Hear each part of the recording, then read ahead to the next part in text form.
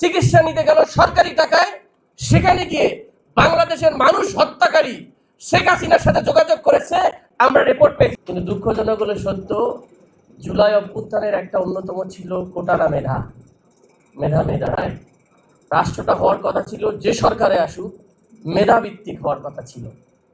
খুবই দুঃখজনক এখনো কোটা ভিত্তিক হচ্ছে। কি কোটা ভিত্তিক জানেন? দলীয় কোটা ভিত্তিক।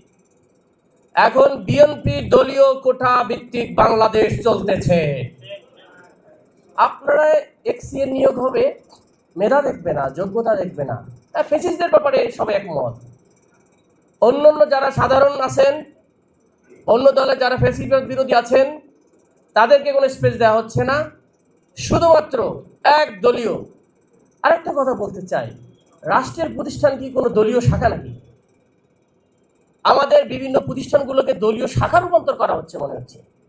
এবং আমরা এমনও শুনতে পাই যে মন্ত্রী মিনিস্টার থেকে নাকি বলে দেয়া হয় এক্সিএমদেরকে, প্রকৌশলীদেরকে, আপনারা স্থানীয় বিএনপির নেতা কর্মীদের পরামর্শ অনুযায়ী চলবেন। যদি বলতো যে জনপ্রতিনিধি, তাও একটা কথা ছিল, কারণ জনপ্রতিনিধির সাথে সবার সম্পর্ক থাকে। দলীয় কি, এটা কি দলীয় নেতা কর্মী? তাহলে আপনার তো কোনো জনপ্রতিনিধির দরকার নাই। আপনার সারা দেশের প্রেসিডেন্ট সেক্রেটারিদেরকে বসায় দেন, বলে এইটাই বাংলাদেশের সরকার, এইটাই সব কিছু। খুবই দুঃখজনক। জুলাই অভ্যুত্থানে যারা শহীদ হয়েছেন তাদের আকাঙ্ক্ষাটা ছিল মেধাভিত্তিক একটা সুন্দর বাংলাদেশ, যেখানে সবার মূল্যায়ন হবে। আর একটা বিষয় বলি আমি খুব সংক্ষেপে, সেটা হলো আমরা আসলে জুলাই অভ্যুত্থান থেকে কি চেয়েছি? সংস্কার। কিসের সংস্কার? যে আমাদের একটা একনায়কতন্ত্র হয়েছে, কিসের মাধ্যমে? সংবিধানে কিছু স্পেসিফিক বিষয় আছে, যে বিষয়গুলো পরিবর্তন না করলে যে কেউ কি হইতে পারে, হাসিনা হয়ে যেতে পারে। এর মধ্যে একটা কি, তার সব পাওয়ার কনসলিডেট হয়। এই জন্য বলছি যে মেয়াদ যেন 10 বছরের বেশি না হয়। এরপরে কি, সাংবিধানিক প্রতিষ্ঠানগুলো যেন স্বচ্ছভাবে, স্বতন্ত্রভাবে চলে। বিচার বিভাগ বলেন, যেগুলো দুর্নীতি দমন কমিশন আছে, স্পেসিফিক বিষয়গুলোর কথা বলা হচ্ছে।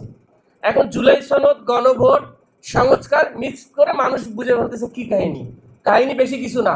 10টা মেজর বিষয় যেটার মাধ্যমে বাংলাদেশ একনায়কতন্ত্র হয়েছিল, সেগুলোকে জাস্ট রিফর্ম করে দিতে চাই। এইটার জন্যই আমরা এনসিপি নয়, সাধারণ বাংলাদেশের 70% মানুষ ভোট দিয়েছে। এটা বোঝার জন্য পিএইচডি করার দরকার হয় না। আর একটা কথা বলে আমি আমার কথা শেষ করি। আমাদের ফেসিবাদ বিরোধী সব দল আমরা একমত যে কোনো উচ্ছিষ্ট রাখবো না। 5 মাস ধরে আপনি শেখ হাসিনার দালালের আপনি রাষ্ট্রপতি রাখলেন, এখন 5 মাস পর তাকে পদত্যাগ করার সুযোগ দিলেন কেন? পদত্যাগ মানে তো সমঝোতার ভিত্তিতে, সম্মানের ভিত্তিতে চলে গেল। তাকে তো ইমপিচ করার দরকার ছিল। কি জুলাই সনদ বাস্তবায়ন করবেন আপনারা? আপনারা তো জুলাই স্পিরিটই ধারণ করেন না। কারণটা হচ্ছে মাথার উপর আওয়ামী লীগ, আর আপনি জুলাই বাস্তবায়ন করবেন। এই ধরনের জুলাই মানুষের সাথে মস্করা। সুতরাং বিএনপি জুলাই আসলে লোক দেখানো জুলাই, ব্যবসায়ী জুলাই আমরা মনে করবো তাদেরকে আমরা।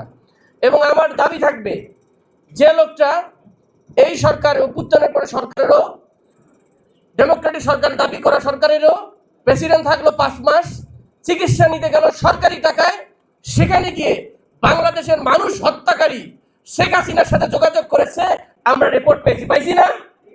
তো দেশের জন্য তো কনসার্নিং। দেশের টাকা নিয়ে আপনি চিকিৎসা করতে গিয়ে আপনি দেশ বিরোধী, রাষ্ট্র বিরোধী, এখানকার জনগণ বিরোধী, অভ্যুত্থান বিরোধী, বিপ্লব বিরোধী তার সাথে কমিউনিকেশন করলো। আমার দাবি থাকবে, ওনার পদত্যাগের পর ওনাকে অ্যারেস্ট করা উচিত। ওনাকে অ্যারেস্ট করে বিচারের আওতায় আনা উচিত। এর আগে ওনার দুর্নীতি ছিল, ব্যাংকিং খাতে যখন ছিল, দুদকে যখন ছিল, এগুলা ইনভেস্টিগেশন হওয়া উচিত। কারণটা কি, বাংলাদেশের সবাইকে আইনের আওতায় আনা উচিত। আমরা আর কোনো ধরনের ব্যক্তিকে আইন বহির্ভূত দেখতে চাই না।